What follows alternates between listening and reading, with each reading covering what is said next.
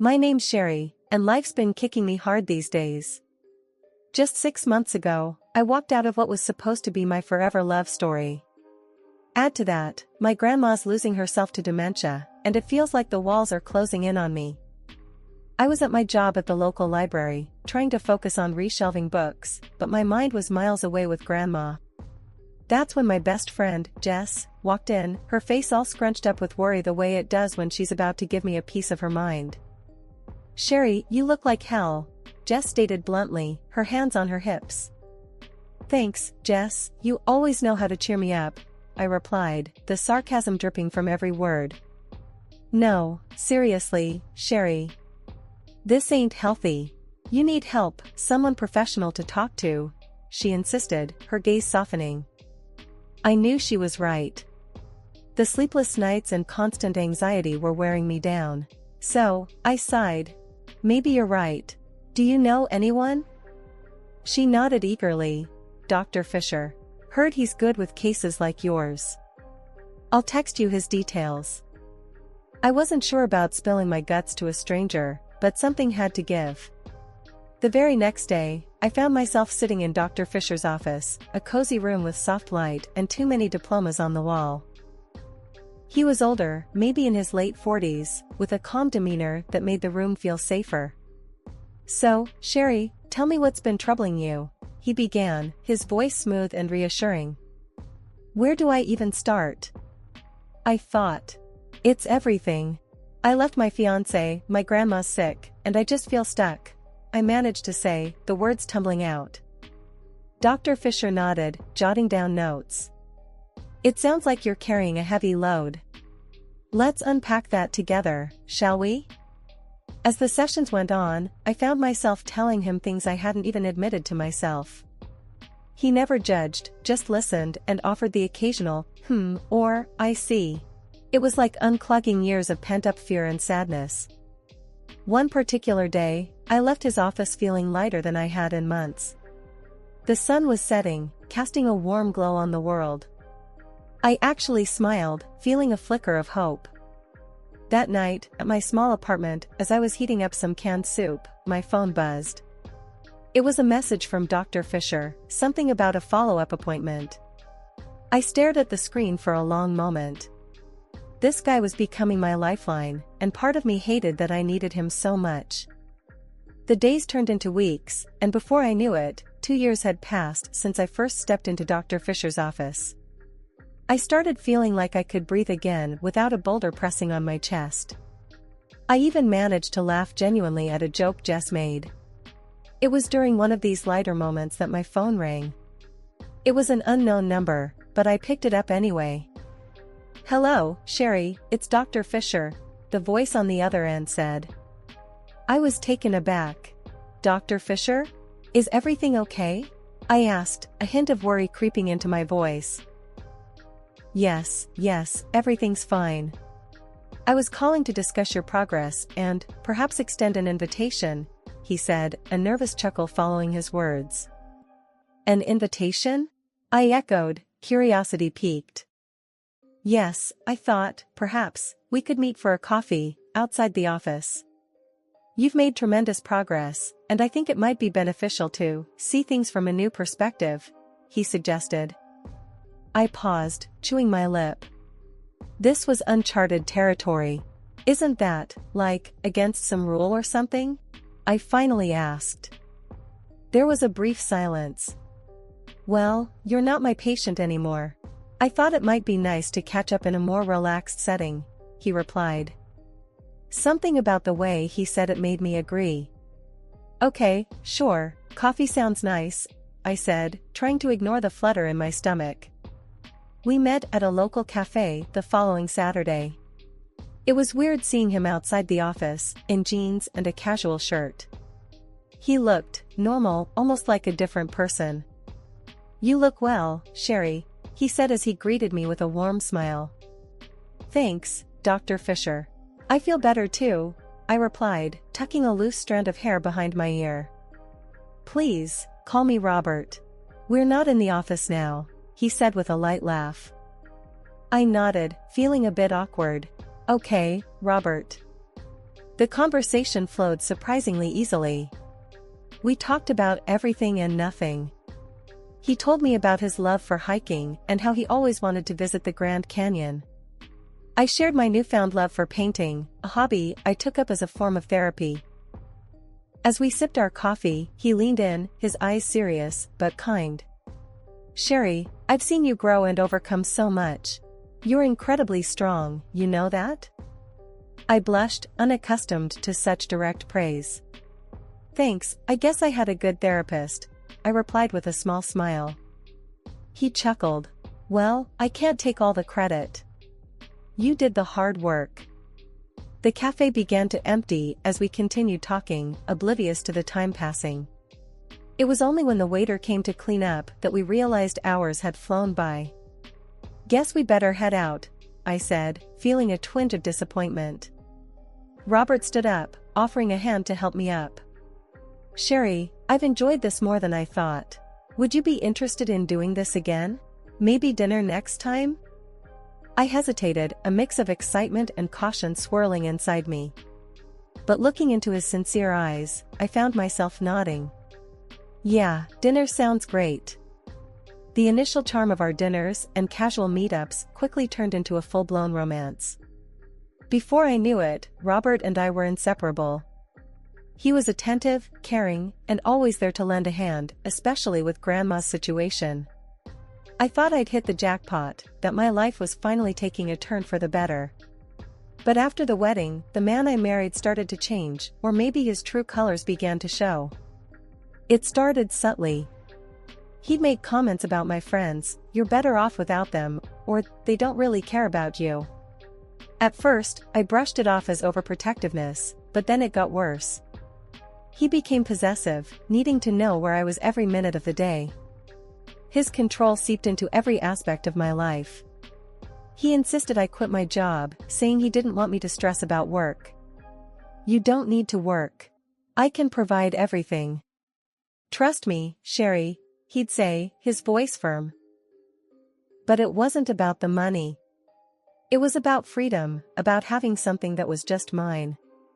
Yet, I found myself nodding along, resigning from my job, and becoming entirely dependent on him.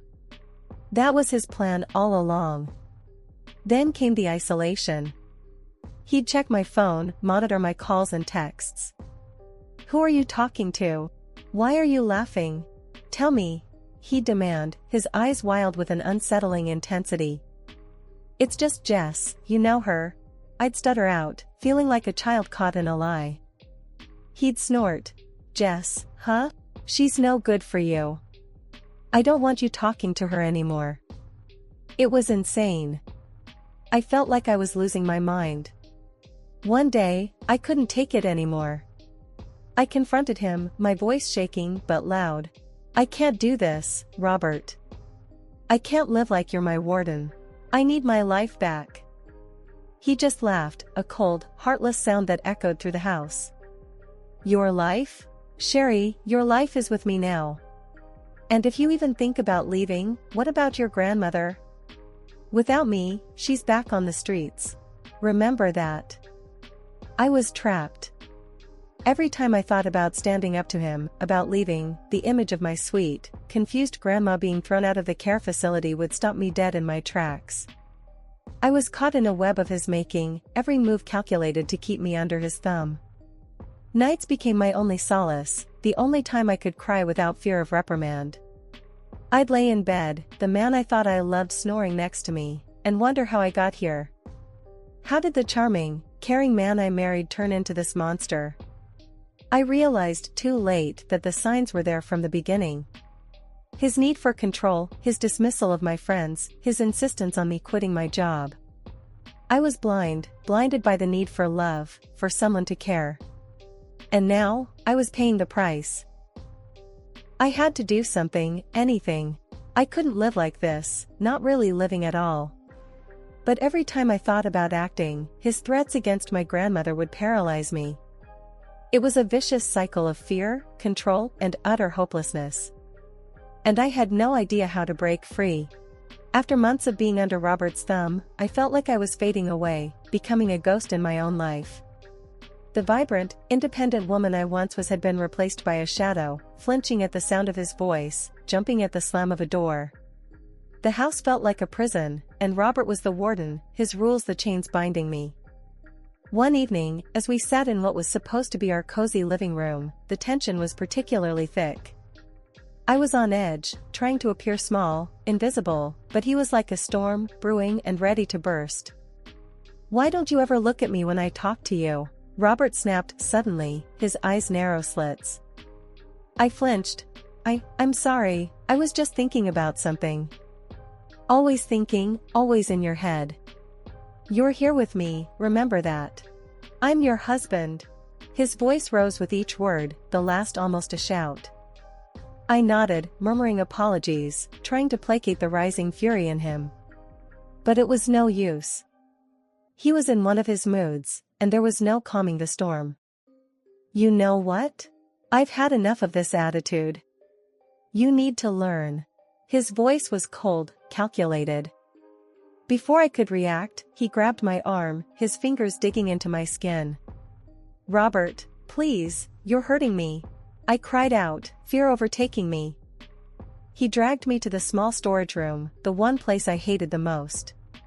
It was dark, windowless, a tiny box of a room.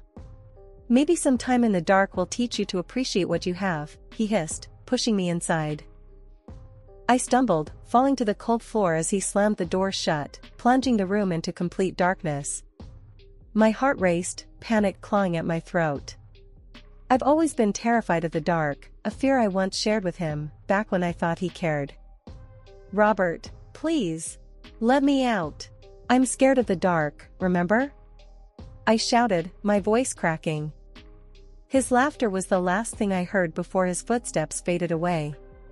There I was, alone in the dark, the weight of my situation crushing me. I curled up in a corner, my body shaking with sobs.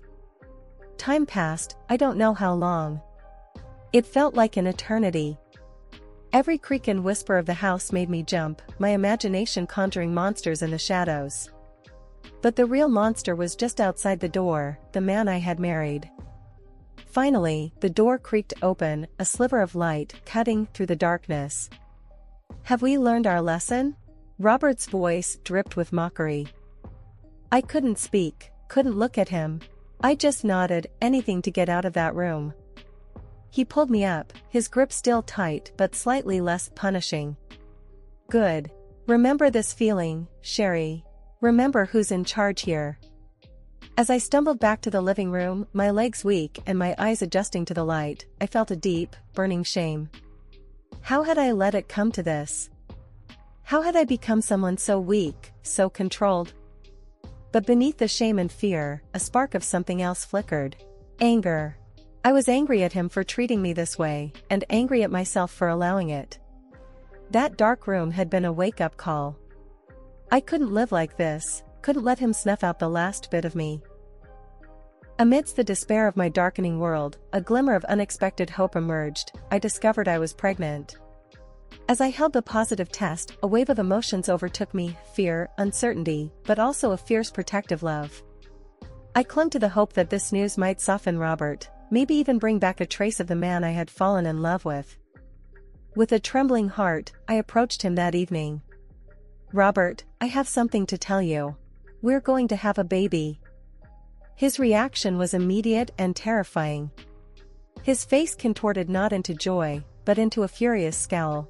"A baby? No. That's not going to happen, Sherry." I recoiled, the harshness of his words cutting through me. "But it's our child," I pleaded. "Maybe this can change things, make them better." He was unyielding, his voice icy as he spat out his next words. "No, Sherry. It's going to change nothing. You're going to get rid of it." I felt a surge of defiance against his cruel demand. "No, I won't do that. This child is part of me." In a rage, he grabbed my arm, his fingers pressing into my flesh painfully. "You don't understand, do you? You're mine, everything you have is mine. Your fears, your body, your future." I struggled, but he was too strong.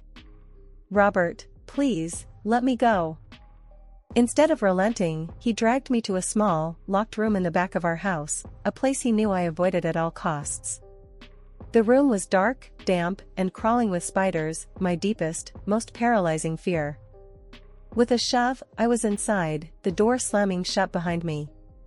The sound of the lock clicking was like a death knell. My heart raced, and I could hear the skittering of spiders in the darkness. I was trapped, the small space closing in on me, the creeping terror of the spiders consuming me. "Let's see how long your maternal instincts last now," he taunted from the other side of the door. I screamed, pounded on the door, but it was useless. The hours stretched on in that dark, horrifying space. My mind raced with fear for myself and my unborn child. How could I bring a life into this nightmare? Eventually, the door opened.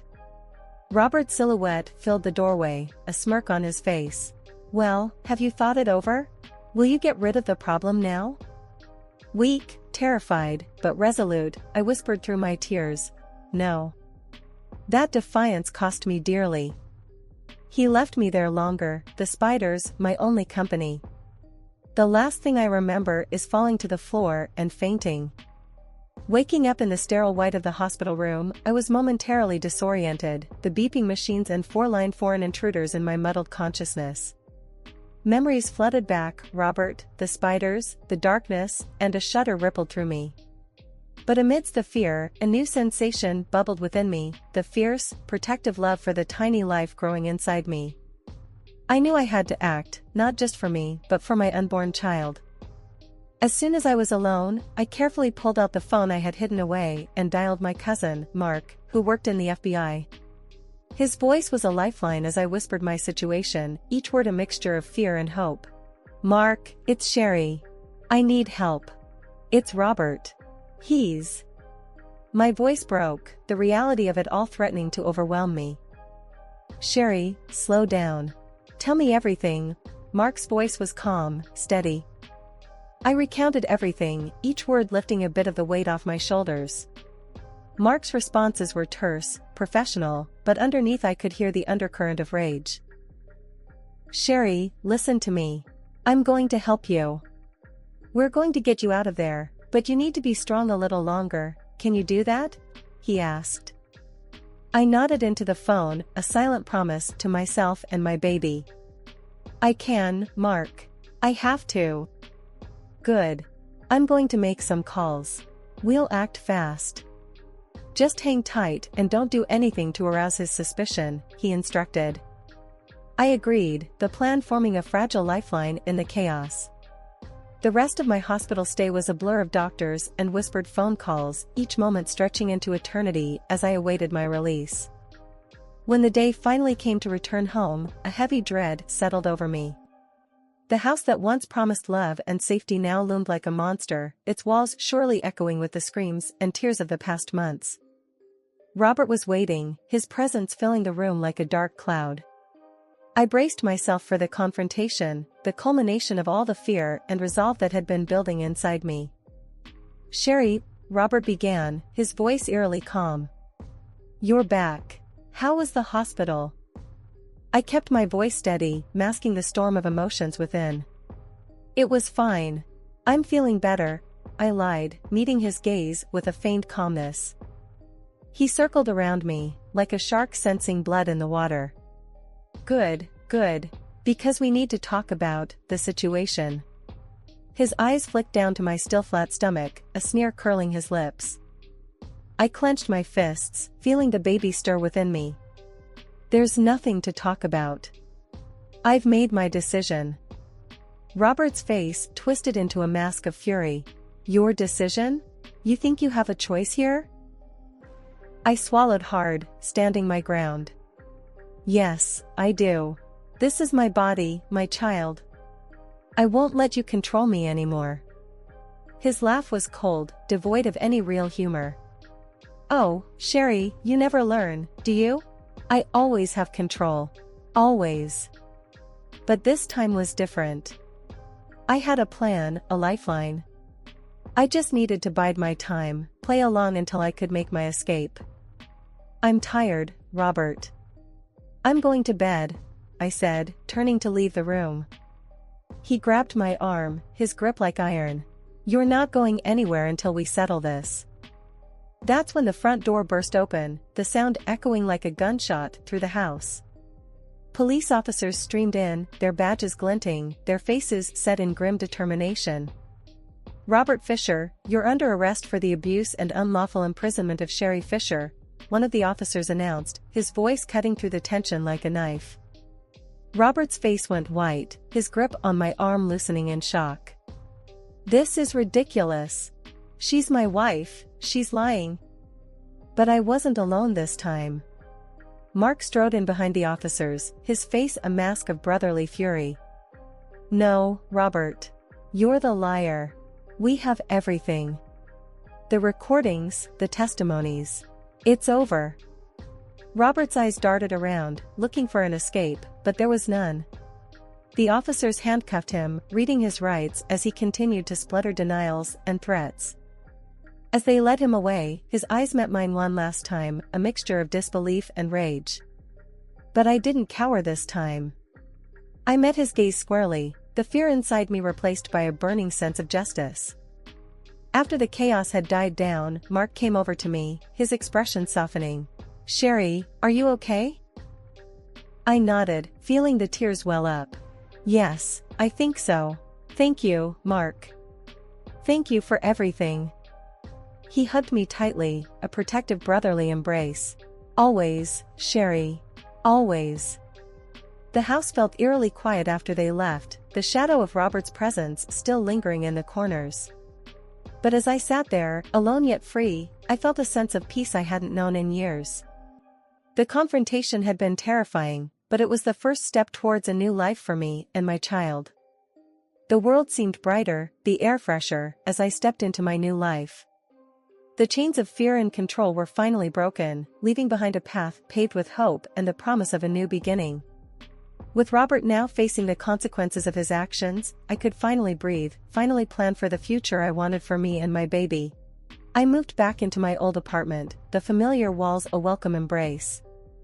It needed a bit of work, a touch of paint here, a new picture there, but it was mine. As I unpacked a box of old photos and trinkets, a knock came at the door. Opening it, I found Jess, her face breaking into a wide grin. "Sherry! Look at you, free and radiant as ever." I laughed, the sound light and genuine. "Jess, come in. I've missed you." We sat down, surrounded by half-unpacked boxes, a pot of coffee between us. "So, what's the plan now?" Jess asked, her eyes shining with excitement. I took a deep breath, feeling the weight of her question. "First, I'm going back to work. I need to find my feet again, you know? And then, well, then I'll focus on being the best mom I can be." Jess reached over, squeezing my hand. "You're going to be amazing, Sherry. And hey, if you need anything, you know I'm here, right?" I nodded, the lump in my throat making it hard to speak. "I know, Jess. Thank you." As days turned into weeks, I found a rhythm to my new life. I returned to the library, the books and quiet a comforting presence. My co-workers welcomed me back with open arms, their support a constant reminder that I wasn't alone. The pregnancy progressed, each doctor's visit a mixture of nerves and excitement. And then, one cool autumn morning, my son was born. Holding him in my arms, everything else faded away. He was perfect, a tiny beacon of hope and love. The legal battles with Robert were tough, emotionally draining, but I stood firm, bolstered by the support of Mark, Jess, and my legal team. In the end, justice was served. Robert would spend years behind bars, his threats and control finally silenced. I received a settlement, a sum that secured a comfortable future for my son, my grandmother and me. But more than the money, it was the freedom it represented that mattered. I was no longer bound to a man who saw me as nothing more than an object to control. I was free. As my son grew, so did I. I learned to trust again, to laugh without reservation, to love without fear. I made new friends, reconnected with old ones, and found joy in the little things. One day, as I watched my son play in the park, a thought struck me. We did it, little one. We're really doing it, I whispered, tears of happiness glimmering in my eyes. He looked up, his little face breaking into a smile, and for a moment, everything was perfect.